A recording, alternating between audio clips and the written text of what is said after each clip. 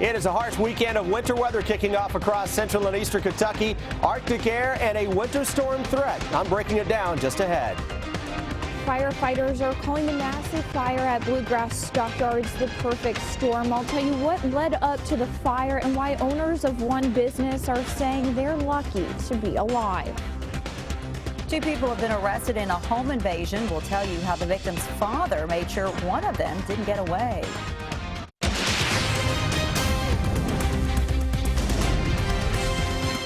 WKYT News starts now with First Alert Weather. Good afternoon to you. It is going to be a good weekend to stay indoors. We have some bitter cold weather to start our weekend, accompanied by some snow. It is a WKYT First Alert Severe Weather Day because of this dangerous cold situation that we're going into. We begin then with WKYT Chief Meteorologist Chris Bailey. Yeah, guys, that Arctic front is just to our north right now, and it is barreling its way towards central and eastern Kentucky. It arrives late this evening, and it will announce its arrival with a band of some snow showers and squalls. Getting a little booster shot coming off of Lake Michigan behind this front. Front, again, is just to the north of the Ohio River as of now. Here's the little band of snow showers that we will track across the river very quickly over the next 3 or 4 hours. That'll dive into northern and central eastern parts of the state coming up, again, between roughly 9 o'clock or so in the north and then everywhere else. What we're seeing out ahead of that, a lot of clouds, maybe a snow flurry or 2 up in the clouds, a lot of that not reaching the ground. Hour by hour forecast breaking down those snow squalls and snow showers that dive in from northwest to southeast. You notice it's not like we're tracking just a big wall of snow. That is the snow shower effect that will carry us right on through 4 or 5 o'clock tomorrow morning with some leftover flurries after that. So bitter cold temperatures will follow that up tonight and Saturday. Wind chills go below 0 at times. Snow will move in for your Valentine's Day Sunday. We'll track that and the storm system that comes in behind it. A first call for snowfall, at least for part of that system, is just ahead. Chris, thank you. Investigators believe that the cold played a role in the death of a 22-year-old man overnight. It is Lexington's second weather-related death this season. With the temperatures dropping even lower, the city is asking you to be careful and on the lookout for anyone who needs help. WKYT's Monique Blair is live for us in Lexington with our top story at 5. Monique? Well, Sam and Amber, again tonight is expected to be in the single digits, so community officials are alerting you. If you don't have to go outside, you really shouldn't. Now, Charlie Lanter is Lexington's director of the Office of Homelessness. He says on nights like tonight, the primary goal is to get as many people, specifically those who don't have a home, to go inside one of the various homeless shelters in the city. The shelters make room on nights like tonight to accommodate anyone in need. Lanter says some people, though, are hesitant to go inside, especially if they have a mental illness or a drug addiction. But he says they really try and help them understand the risk if they stay outside. Anytime the temperatures fall this low, we're really worried because on any given night there's anywhere from 20 to 50 people sleeping on the streets, and a lot of them, you know, they're used to it. They think they can tough it out, and so we get worried because when you fall in 9, 10, 11 degrees, you know, a couple of blankets just isn't going to do it. Now, Lanter says if you see anyone outside that you believe may need help, you can call or text the number that's on your screen right now. And although you will not receive a response, he says every call will be checked out. I'm reporting live in Lexington. Monique Blair, WKYT. Monique, thank you. On extremely cold nights, shelters throughout the city typically have about 150 extra people. Remember, you can find the latest forecasts and closings on WKYT.com. You can also find the information on our WKYT News app as well. The Lexington Fire Department released its report on last month's devastating fire at the Bluegrass Stockyards today. And investigators discovered that construction work sparked the fire that destroyed the stockyards and spread to some nearby businesses. Caitlin Sentner talked to one family. They watched as the fire quickly spread. My job is to get everybody going and straightened out. Robert Bailey is the boss at Bailey & Sons. Some things are just hard to foresee. But Bailey never could have imagined this devastation. I never seen nothing so terrifying in my life. He was out front of his tree trimming company just across the street when Bluegrass Stockyards went up in flames. I mean, I stood there for a while because I didn't know what to do. I mean, I was just devastated. His daughter-in-law drove up on the fire. The drive up Forbes Road has never been so scary for Donna Hillard. The view in front of her was absolutely frightening. I can't explain to you why we're here, because that fire was headed right for those open doors. I seen it with my own eyes, and I seen that fire just walk back out that gate. Bailey's family, including Donna Hillard, had seen construction workers on the roof of the stockyards for a couple of weeks. Lexington Fire now tells us it was a circular saw to cut metal roofing that caused it all. If you've seen the site, it's on a bit of an incline, and the fire started at the lowest point in the building. It also started on the windward side. And it just carried. Hillard says the ruling on the fire doesn't change a thing. Because of one mistake, a lot of people suffered. Some people might not be able to get their business back. In Lexington, Caitlin Setner, WKYT.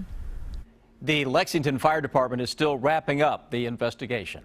She calls her father a hero. A Pulaski County woman says her father came to her rescue when two men broke into her home on Piney Grove Road early this morning. WKYT's Phil Pendleton talked to the victim, who says her father's actions helped stop the crime and put both men in jail. The victim of this home invasion lives just down Piney Grove Road here in rural Pulaski County. She says she woke up about 7:30 this morning hearing sounds and noises she knew were not normal. One of them was one of her cats making a lot of noise. And then she saw people in her house going through just about everything she owned. And I could see a man, he had her dresser drawer open and a pillowcase, and he was filling everything with the that he could put in the pillowcase. Baker quickly called 911 and her father, Mark Baker, who lives just down the road. He showed up after the men had ransacked her home, taking whatever they could shove into bags and pillowcases. Baker showed up quickly. That's when the two men scattered. My dad was up here in no time, and then that's whenever, as soon as my dad came in, they ran out the back, and then one ran off into the woods and the other tried to ran off into the driveway area, and then that's wherever my dad apprehended him at. Megan Baker's father was able to hold 39-year-old David M. LaFavors at gunpoint until police got here. We have learned more about his alleged criminal history.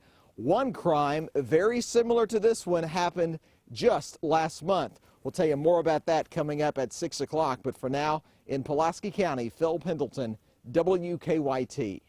The second suspect, Kyle Cordell, was caught late this afternoon. We'll tell you about his unusual arrest on WKYT News at 6. The Wildcats back in action tomorrow afternoon. That's right. They're on the road, and they could really use a win away from Rupp Arena. WKYT's Rob Bromley's live at the Kentucky Sport, Boat, and Recreation Show at Rupp with a preview. Hi, Rob. Well, the Cats obviously not here in Rupp tomorrow because of the Kentucky Sport and Boat and Recreation Show, but they are on the road playing the first of 4 critical road games. It comes up tomorrow afternoon at South Carolina.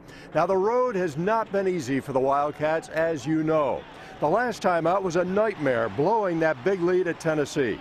The Cats have to take the way they play at home on the road. Well, you think about it. We've won a couple big games, and we've had a 12-point lead and a 21-point lead. And then, stuff gets hairy, and we're still learning how to win, how to put people away, how to stop the bleeding. You don't shoot a fadeaway. You don't shoot an up and under. You don't take the hardest play and turn it over to give them another basket. You make a play that either you make more than 50% of the time or you're going to get fouled. The Cats travel to South Carolina Saturday. Tip is set for noon on ESPN. Alex Poitras, as John Calipari said earlier this week, is out for the next couple of weeks. And he said today that Jamal Murray did not practice today. Murray bumped knees, but apparently he's all right. He's expected to be ready to go tomorrow down at South Carolina. He better be. It's going to be a tough game. Sam Amber, that's it from here in Rupp at the Kentucky Sport, Boat, and Recreation Show. Back to you. Rob, thank you. And South Carolina has been a tough place for the Cats to play. Since 2009, they've won 3 games in Columbia, and they've lost 3. A man wanted for attacking a West Virginia state trooper has been caught in Martin County. That tops our county-by-county coverage. Deputies arrested 30-year-old Justin Patterson after a foot chase last night. Police say Martin attacked the trooper after a traffic stop in Charleston, West Virginia last June. Patterson is in jail on a fugitive from justice warrant and fleeing and evading charges.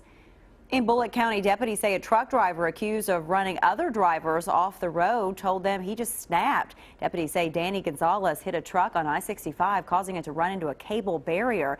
We're told he exited the highway where he ran a car off the road and then rammed it. He eventually drove into Jefferson County, where deputies arrested him after they say he ran over street signs and a stop sign before his truck finally became stuck.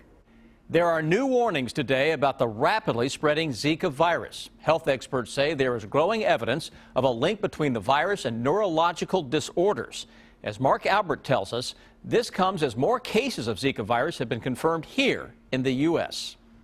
Health experts from around the world gathered in Washington, D.C. Friday to answer concerns about the Zika virus. They say the link between Zika and a serious birth defect called microcephaly is more and more probable. We've got to the point now where we have to consider that Zika is guilty unless proven innocent. In the U.S., there are now nearly 80 cases in 21 states.